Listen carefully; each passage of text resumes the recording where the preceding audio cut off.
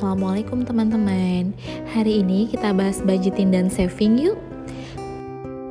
Sebelum memulai, aku berharap video ini bisa memberi manfaat dan menjadi wadah sharing bagi kita ya. Karena aku juga masih belajar. Jadi, kali ini kita akan membahas tips saving money yang diterapkan di keuanganku. Jadi, setelah menikah, tentu manajemen keuangan harus lebih terarah ya, agar kebutuhan dan tabungan terpenuhi, terutama untuk tabungan masa depan kita. Jadi, sebelum menabung, baiknya kita sudah tahu nih apa sih tujuan kita menabung. Jadi, uang itu tidak digunakan untuk kepentingan yang lain. Nah, selain itu, disiplin juga sangat penting loh. Kalau caraku untuk disiplin adalah dengan membuat pencatatan yang rapi dan membagi di awal setiap uang untuk kebutuhan dan tabunganku. Jadinya aku lebih semangat untuk menabung. Jadi di sini aku mau sharing juga nih teman-teman, salah satu postingan dari Mbak Anissa. Jadi beliau ini merupakan salah satu influencer yang sering membahas tentang keuangan.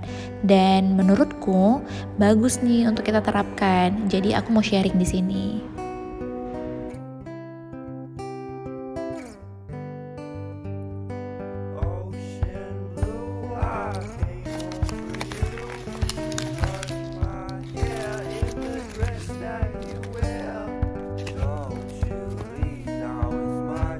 Persentase ideal itu gimana sih? Sebenarnya pasti kita pernah mendengar persentase ideal itu ada yang dibagi menjadi 50, 20, 30%, atau 50, 10, 10, dan 30%. Atau ada lagi nih 60, 10%, 10%, dan 10%. Pokoknya banyak ya. Jujur ya, di awal aku juga bingung nih, gimana ya bagi-baginya.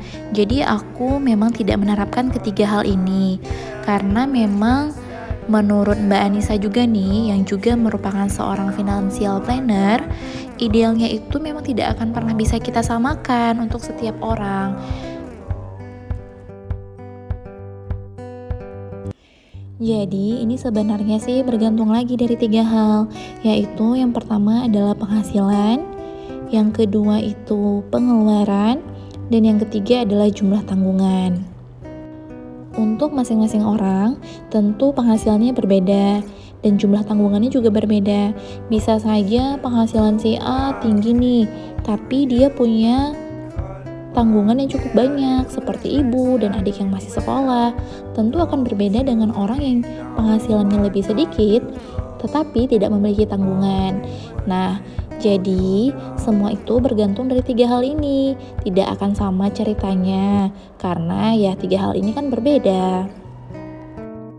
Namun di sini tetap ada syaratnya loh.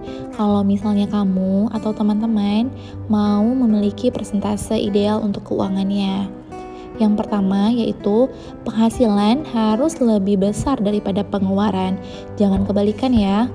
Kemudian yang kedua, boleh kok punya cicilan, tapi maksimal itu 30% ya dari penghasilan, tidak boleh lebih dari itu.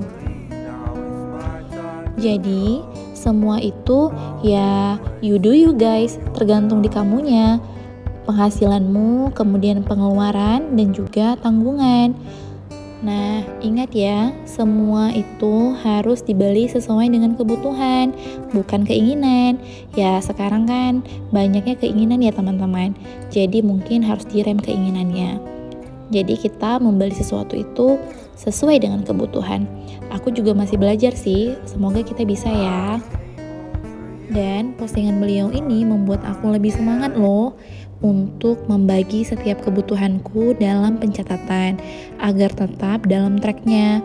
Bismillah ya teman-teman, semoga aku disiplin terus karena kita juga masih sama-sama belajar nih.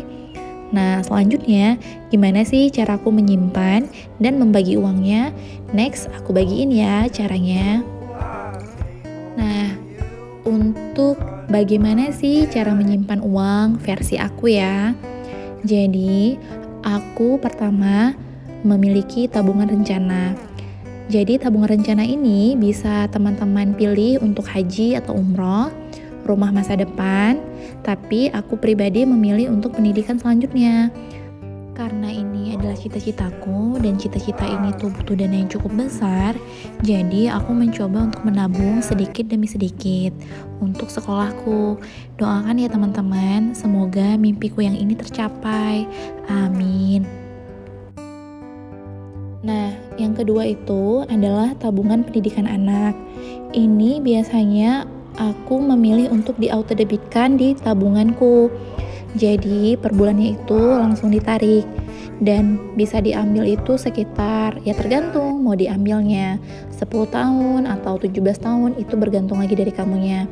Dan ini masing-masing anak dibuat ya tabungannya supaya sekolahnya nanti tidak terlalu memberatkan karena kita sudah punya tabungan. Yang ketiga, ada dana darurat. Ini juga penting ya teman-teman. Kalau misalnya nanti ada kepentingan yang mendadak, jadi kita punya dana ini untuk dipakai. Jangan gunakan dana yang lain. Nah, yang terakhir itu adalah sinking fund. Jadi ini adalah salah satu metode untuk menabung yang ada batasan waktunya, tergantung kamu mau 6 bulan, 1 bulan, atau 2 tahun, itu terserah sesuai kebutuhan saja. Nah ini seru banget loh, jadi rasanya benar-benar ada tujuannya gitu uangnya. Dan pada saat dipakai tidak terlalu sedih karena sudah disiapkan jauh-jauh hari. Coba deh teman-teman, sinking fund ini menarik kok.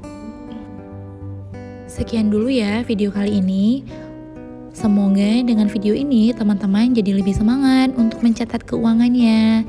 Sampai jumpa di next video. Terima kasih. Wassalamualaikum.